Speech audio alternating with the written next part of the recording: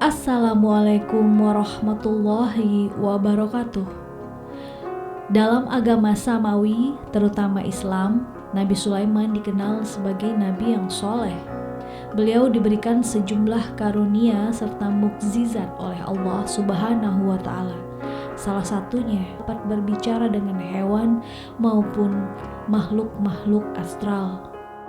Namun demikian, pandangan berbeda justru diungkapkan oleh segelintir umat Yahudi. Bahkan mereka berani menuding Nabi Muhammad SAW telah mencampur adukan kebenaran dengan yang salah karena menyebut bahwa Nabi Sulaiman alaihissalam adalah seorang nabi. Pertentangan terjadi dalam menanggapi permasalahan klasik yang selalu mencuat baik dalam agama Yahudi maupun Nasrani yang mengatakan bahwa dahulu dua malaikat telah durhaka kepada Allah dan mengajarkan sihir kepada manusia. Kemudian Allah menjawab persoalan tersebut dengan salah satu ayat dalam surah Al-Baqarah, yaitu surah Al-Baqarah ayat 102. Sebelum lebih jauh, mari sama-sama kita dengarkan bunyi dan terjemahan Quran surah Al-Baqarah ayat 102.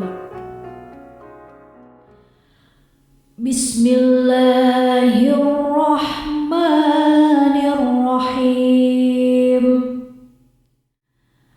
Wattaba'u ma tatlu syayatinu ala mulki Sulaiman wa ma kafara Sulaiman walakinna syayatina kafaru yu'allimuna an-nas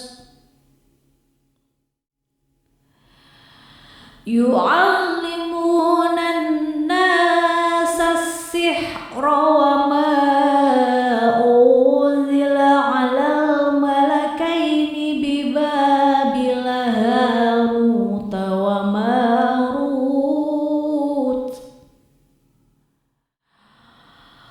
wa ma yu'allimani min ahadin hatta yaqula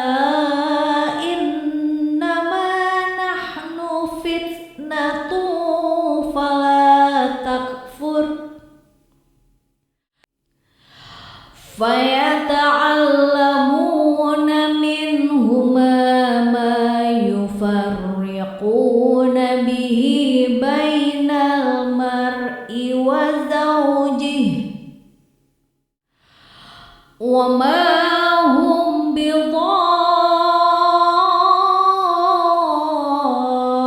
bidarrina bihi min ahadin illa biiznillah wa yata'allamuna ma yadurruhum wa la yanfa'uhum wa laqad 'alimu laman ishtarahu ma lahu fil akhirati min khalaq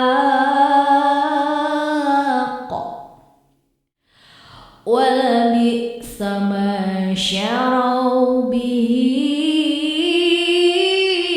anfusahum law kanu ya'lamun.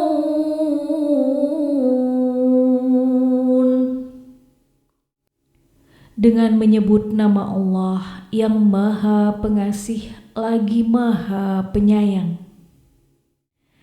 Dan mereka mengikuti apa yang dibaca oleh setan-setan pada masa kerajaan Sulaiman. Sulaiman itu tidak kafir, tetapi setan-setan itulah yang kafir. Mereka mengajarkan sihir kepada manusia dan apa yang diturunkan kepada dua malaikat di negeri Babilonia, yaitu Harut dan Marut. Padahal keduanya tidak mengajarkan sesuatu kepada seseorang sebelum mengatakan, "Sesungguhnya kami hanyalah cobaan bagimu." Sebab itu janganlah kafir. Maka mereka mempelajari dari keduanya, malaikat itu, apa yang dapat memisahkan antara seorang suami dengan istrinya. Mereka tidak akan dapat mencelakakan seseorang dengan sihirnya kecuali dengan izin Allah. Mereka mempelajari sesuatu yang mencelakakan dan tidak memberi manfaat kepada mereka. Dan sungguh mereka sudah tahu, barang siapa membeli menggunakan sihir itu, niscaya tidak akan mendapat keuntungan di akhirat. Dan sungguh sangatlah buruk perbuatan mereka yang menjual dirinya dengan sihir, sekiranya mereka tahu. Surah Al-Baqarah ayat 102 adalah salah satu surat yang menyinggung masalah sihir serta menegaskan bahwa sihir itu benar-benar ada, nyata, bukan fiksi. Awal mulanya, pada masa itu sihir telah tersebar dengan luas dan menimbulkan hal-hal yang aneh. Sebagian pendeta-pendeta Yahudi meninggalkan Taurat, beralih mengikuti apa yang diajarkan oleh setan-setan pada masa kerajaan Nabi Sulaiman alaihissalam. Setan membuat pemalsuan dan kebohongan besar atas Nabi Sulaiman. Setan menuduh Nabi Sulaiman menghimpun kitab sihir, menyalin, menulis kembali dan menyimpan di bawah tempat singgasananya.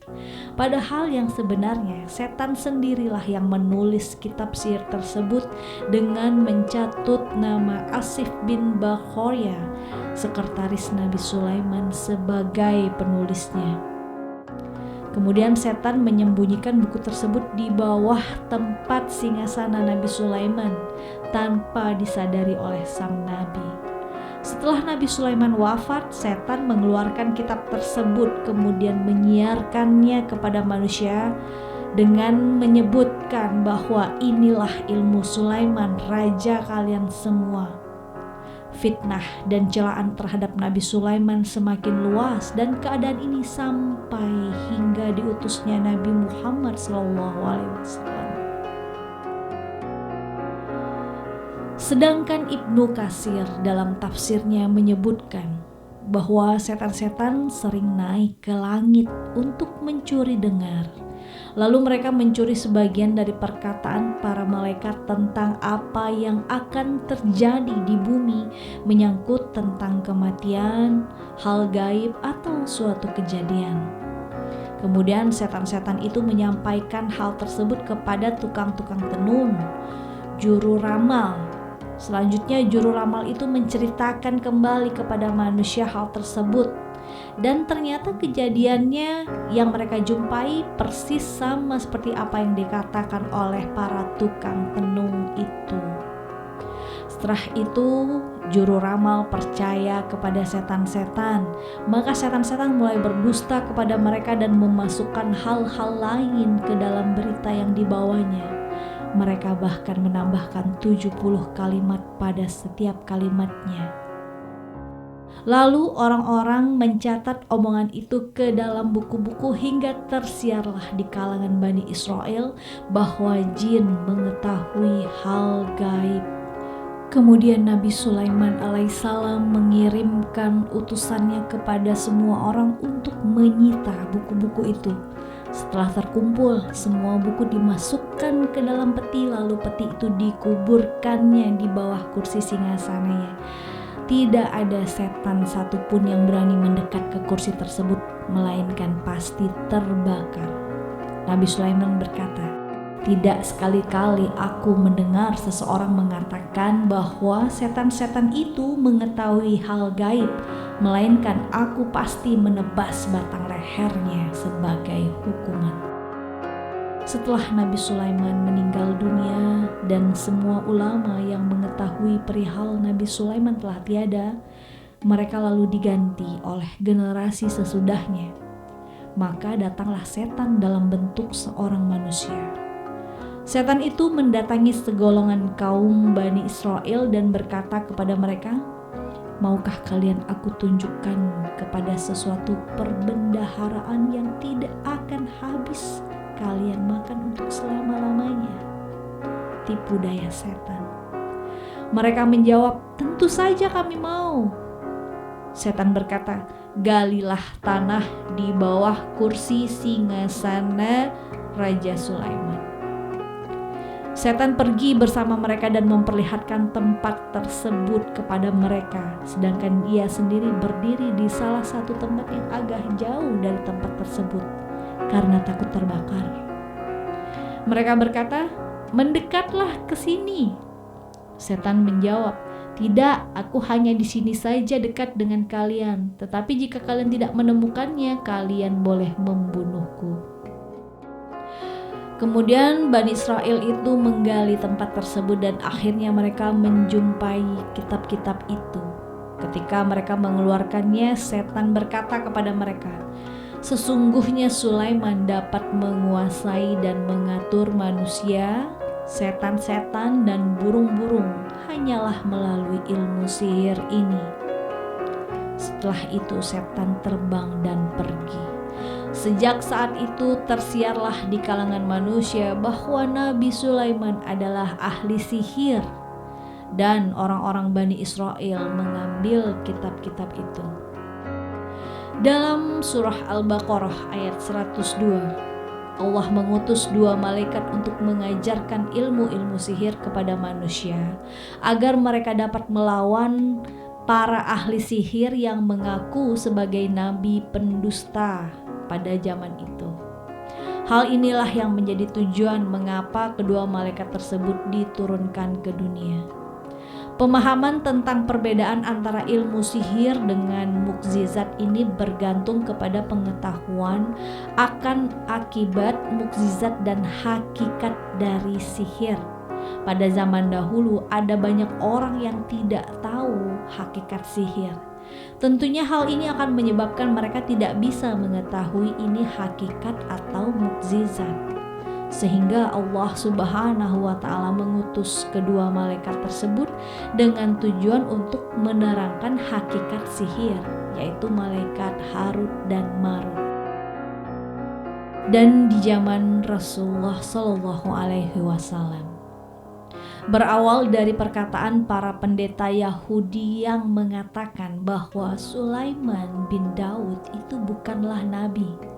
Demi Allah, dia tidak lain adalah seorang ahli sihir. Kaum Yahudi berusaha untuk saling memojokkan posisi Nabi Muhammad SAW dengan membuat gerakan untuk menghalang-halangi agama yang dibawanya. Mereka bahkan minta pertolongan setan dan jin untuk membuat sihir, jampi-jampi atau klenik yang mereka nisbatkan berasal dari Nabi Sulaiman. Mereka mengira bahwa kerajaan Nabi Sulaiman itu dibangun berdasarkan hal-hal mistis tersebut. Oleh karena itu, dengan turunnya Al-Baqarah ayat 102, jati diri Nabi Sulaiman alaihissalam telah dikembalikan menjadi lebih baik, terrehabilitasi atas tuduhan bahwa dirinya sebagai tukang sihir.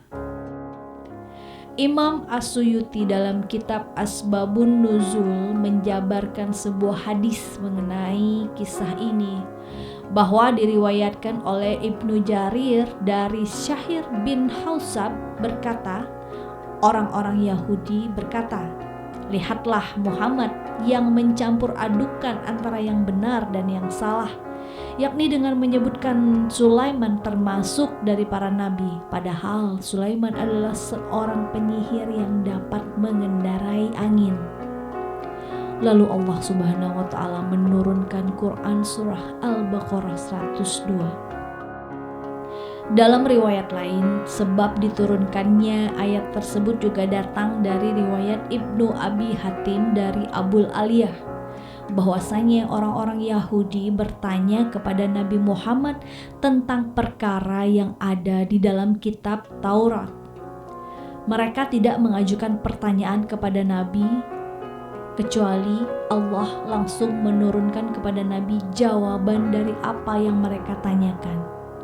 Maka Nabi langsung meneruskan jawaban tersebut kepada orang-orang Yahudi. Dan melihat hal tersebut mereka berkata, orang ini, maksudnya Nabi Muhammad, lebih mengetahui daripada kita tentang apa yang diturunkan di dalam kitab Taurat. Dan sesungguhnya mereka bertanya kepada Nabi Muhammad mengenai sihir, dan mereka berselisih dengan Nabi.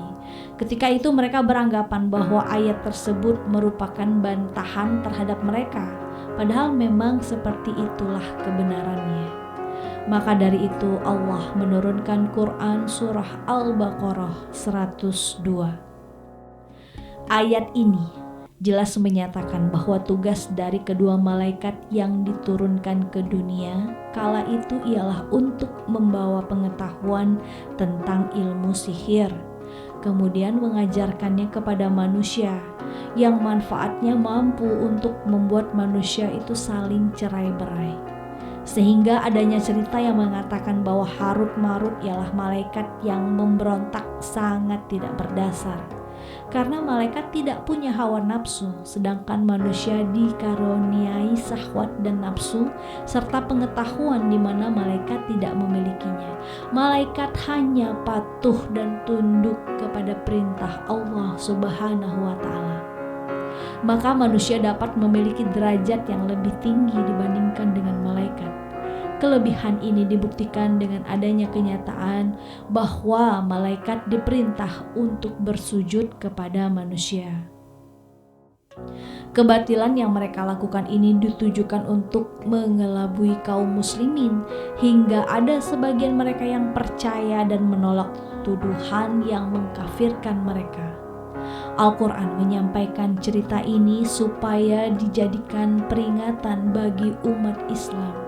Di samping itu juga merupakan pemaparan tentang apa yang dilakukan oleh para budak nafsu terhadap diri Nabi Sulaiman pada zaman dahulu. Semoga bahasan kali ini dapat memberikan titik terang dan menambah titik keimanan kita. Wassalamualaikum warahmatullahi wabarakatuh.